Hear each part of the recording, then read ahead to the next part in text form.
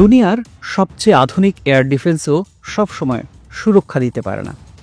এর প্রমাণ দিয়েছে ইসরায়েল ইরান যুদ্ধ।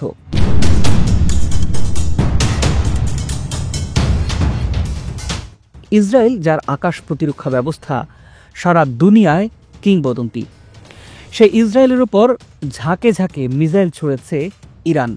শহরের পর শহর দগ্ধ হয়েছে এই আঘাতে। এমন নজিরবিহীন ঘটনা প্রবাহ ইসরায়েলের ইতিহাসে আগে কখনো দেখা যায়নি। কিন্তু এই ঘটনার মধ্যে আছে বাংলাদেশের জন্য গুরুত্বপূর্ণ কিছু বার্তা। এই যুদ্ধ আমাদের জন্য এক সতর্ক বার্তা। বাংলাদেশের সামরিক সক্ষমতা বাড়াতে এখন অনেকটা মরিয়া বর্তমান অন্তর্বর্তী সরকার। গেল ১.৫ দশকে লোক দেখানো সক্ষমতার কথা বলা হলেও আদতে বাংলাদেশের প্রতিরক্ষা ব্যবস্থা একেবারেই গড়ে ওঠেনি। এর অন্যতম কারণ আমাদের প্রতিবেশী রাষ্ট্র। তবে গেল ১ বছরে ডক্টর ইউনূসের নানা উদ্যোগ চোখে পড়ার মতো। একের পর এক এমন সিদ্ধান্ত নেওয়া হচ্ছে যা আগে বাংলাদেশের মানুষ কল্পনাও করতে পারেনি। ৮ জুলাই ঢাকায় সফর করে গেলেন তুরস্কের প্রতিরক্ষা শিল্প সংস্থার প্রধান ও প্রতিরক্ষা প্রযুক্তির অন্যতম সেরা বিশেষজ্ঞ অধ্যাপক হালুক গার্গুন। এই সফর বাংলাদেশের প্রতিরক্ষার ইতিহাসে এক গুরুত্বপূর্ণ মোড়। ডক্টর ইউনূসের সাথে কপ সম্মেলনে এরদোয়ানের সাথে বৈঠকের পর থেকে তুরস্ক জানিয়ে আসছে তারা বাংলাদেশের প্রতিরক্ষা শিল্প ও উন্নতি প্রযুক্তি উন্নয়নে পাশে থাকতে চায়। কথার পর এবার কাজের পালা। সূত্র বলছে, হালুকের সফরের পর এই উদ্যোগ বাস্তবায়নের পথে নতুন গতি আসবে। ভবিষ্যতে হয়তো দেখা যাবে বাংলাদেশ নিজস্ব প্রযুক্তিতে অস্ত্র তৈরি করছে, শুধু দেশের নিরাপত্তা চাহিদা পূরণের জন্য নয়, আন্তর্জাতিক প্রতিরক্ষা বাণিজ্যেও নিজেদের জায়গা করে নিচ্ছে। ঢাকায় হালুক গার্গুন সাক্ষাৎ করেছেন অন্তর্বর্তী সরকারের প্রধান ডক্টর ইউনূসের সাথে। সেই সাথে বৈঠক করেছেন সেনা, নৌ ও বিমান বাহিনীর প্রধানদের সাথে। জানা গেছে, এসব উচ্চ পর্যায়ের বৈঠকে গুরুত্ব পেয়েছে প্রযুক্তি বিনিময়, যৌথভাবে অস্ত্র উৎপাদন এবং রপ্তানির পরিকল্পনা। প্রিয় দর্শক, আজকের পর্বে থাকছে এসব বিষয় নিয়ে খুবই গুরুত্বপূর্ণ কিছু আলোচনা। পুরো আয়োজনে আমাদের সাথেই থাকুন, আর আন্তরিক অনুরোধ চ্যানেলটি সাবস্ক্রাইব করার।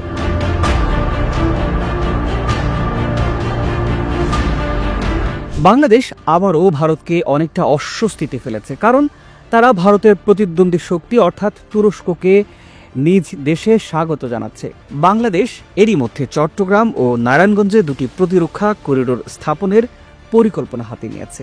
এই প্রকল্পগুলোর জন্য তারা তুরস্কের অর্থায়ন ও প্রযুক্তিগত সহায়তা আশা করছেন। তবে এটা হঠাৎ ঘটে যাওয়া কোনো ঘটনা নয়, এটি ধাপে ধাপে তৈরি হয়েছে। গেল বছর ডক্টর মোহাম্মদ ইউনূস কপ সম্মেলনে তুরস্কের প্রেসিডেন্ট রিসেপ তাইপ এরদোয়ানের সাথে সাক্ষাৎ করেছিলেন। এরদোয়ান তখন ঢাকাকে পূর্ণ সমর্থনের আশ্বাসও দিয়েছিলেন। যদিও ডক্টর ইউনূস তখন তুরস্ক সফরের আমন্ত্রণ গ্রহণ করেননি, তবে বাংলাদেশের পররাষ্ট্রমন্ত্রী এই বছরের এপ্রিলেই আঙ্কারা সফর করেছেন এবং প্রতিরক্ষা সহযোগিতার ব্যাপারে আলোচনা করেছেন। তিনি এটিকে একটি উইন উইন সুযোগও বলে গণমাধ্যমে উল্লেখ করেছেন। কিন্তু এই সহযোগিতার ধরন কি রকম হতে পারে? রিসেপ তাইপ এরদোয়ানের সাথে সাক্ষাৎ করেছিলেন। পরিকল্পনা অনুযায়ী বাংলাদেশে তুর্কি অস্ত্র তৈরির কারখানা স্থাপন করা হবে। এই অস্ত্র শুধুমাত্র রপ্তানির জন্য নয়, বাংলাদেশ নিজেও তা ক্রয় করবে। জানা গেছে, কিছু চুক্তি এরই মধ্যে প্রক্রিয়াধীন আছে। প্রতিরক্ষা সহযোগিতার ব্যাপারে আলোচনা করেছেন। বাংলাদেশে এখনও এক বড় ঘাটতি রয়ে গেছে, কৌশলগত ব্যালিস্টিক মিসাইল। বিশেষজ্ঞরা বলছেন, বাংলাদেশের উচিত এখনই কয়েকটি regiment short range ballistic missile SRBM সংগ্রহ করা, কারণ এই ধরনের অস্ত্র যুদ্ধের সময় শত্রুর প্রতিরক্ষা ব্যবস্থাকে চেপে ধরার সবচেয়ে কার্যকর উপায়।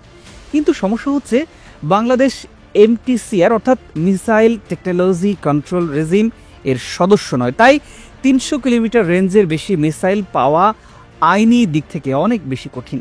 বিশ্বের নিয়ম মেনে যেসব দেশ মিসাইল বিক্রি করে তারা সাধারণত 280 থেকে 290 কিলোমিটার রেঞ্জের মধ্যে সীমাবদ্ধ রাখে। এর বাইরে যেতে হলে করতে হবে যৌথ উৎপাদন। এই সময় শত্রুর প্রতিরক্ষা ব্যবস্থাকে চেপে ধরার সবচেয়ে বাংলাদেশ সেনাবাহিনী শর্ট রেঞ্জ ব্যালিস্টিক মিসাইল কেনার পরিকল্পনা হাতে নিয়েছিল কিছুদিন আগেই। এই সময় 280 কিলোমিটার রেঞ্জের অস্ত্রের জন্য অফিসিয়াল ইভ্যালুয়েশনও করা হয়েছে। গুঞ্জন আছে বাংলাদেশ নাকি চুপি সারে তুরস্কের বোরাখান মিসাইলের দিকে এগিয়েছে, যদিও এর বাস্তব প্রমাণ এখনও কিন্তু মেলেনি। বোরাখান তুরস্কের তৈরি কৌশলগত ব্যালিস্টিক মিসাইল। এর রেঞ্জ 280 থেকে 300 কিলোমিটার। এই মিসাইল প্ল্যাটফর্ম বাংলাদেশের বিদ্যমান মাল্টি ক্যালিবার লঞ্চারেও ব্যবহার করা সম্ভব। এছাড়া তুরস্কের রকেটসন কোম্পানির তৈরি এই অস্ত্রের কিছু সংস্করণ এরই মধ্যে বাংলাদেশ সেনাবাহিনী পরিদর্শনও করেছে। গুঞ্জন আছে বাংলাদেশ নাকি চুপি সারে তুরস্কের বোরাখান মিসাইলের। এই মুহূর্তে এসব আলোচনা আরও গাঢ় হয়েছে, কারণ তুরস্কের ডিফেন্স ইন্ডাস্ট্রির প্রধান অধ্যাপক হালুক গর্গুনের সফর নিয়ে অফিসিয়ালি এবার তার সফরের মূল উদ্দেশ্য হচ্ছে প্রতিরক্ষা সহযোগিতা জোরদার, প্রযুক্তি হস্তান্তর, যৌথ বিনিয়োগ। কয়েক বছরে বাংলাদেশ তুরস্ক থেকে অন্তত 15 ধরনের আধুনিক অস্ত্র কিনেছে, যার মধ্যে আছে Bayraktar টিভি2 drone, কোবরার Shahjahan mind protected গাড়ি, রেডার সিস্টেম সহ আরও কয়েকটি যুদ্ধাস্ত্র। এখন আলোচনা এসেছে আরও উচ্চ ক্ষমতা সম্পন্ন ক্ষেপণাস্ত্র, হেলিকপ্টার, ট্যাঙ্ক ও অস্ত্র কারখানা স্থাপনের বিষয় নিয়ে। এবার তার সফরের মূল উদ্দেশ্য হচ্ছে প্রতিরক্ষা সহযোগিতা জোরদার, নিজের শক্তি নিজেই গড়ে তুলতে হয়। আধুনিকতম ডোম, ডেভিড স্লিং, আয়রন বিম সবকিছু থাকার পরেও তারা হারতে বসেছিল কেন? কারণ হলো মিসাইলের সংখ্যা শেষ হয়ে এসেছিল, কারণ তাদের প্রতিরক্ষা পদ্ধতি ভেদ করে একের পর এক আঘাত এসেছিল। এখান থেকে বাংলাদেশের শিক্ষা, 2-4টা মিসাইল বা এয়ার ডিফেন্স কিনে লাভ নেই, নিজেদের উৎপাদন ব্যবস্থা তৈরি করতে হবে। আর এক্ষেত্রে তুরস্কর সাথে যৌথ উৎপাদন এখনই উদ্যোগ নিতে হবে। আধুনিকতম ড্রোন, ডেভিড স্লিং, আয়রন বিম।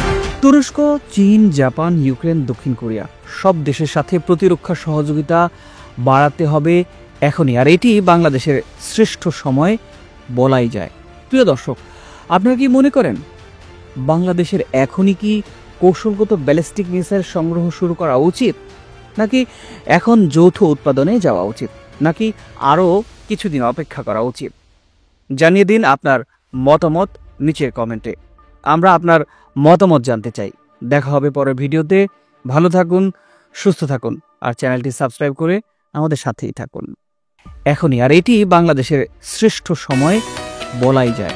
প্রিয় দর্শক, আপনারা কি মনে করেন বাংলাদেশের এখনই কি কৌশলগত ব্যালিস্টিক মিসাইল সংগ্রহ শুরু করা উচিত, নাকি এখন যৌথ উৎপাদনে যাওয়া উচিত, নাকি আরও কিছুদিন অপেক্ষা করা উচিত?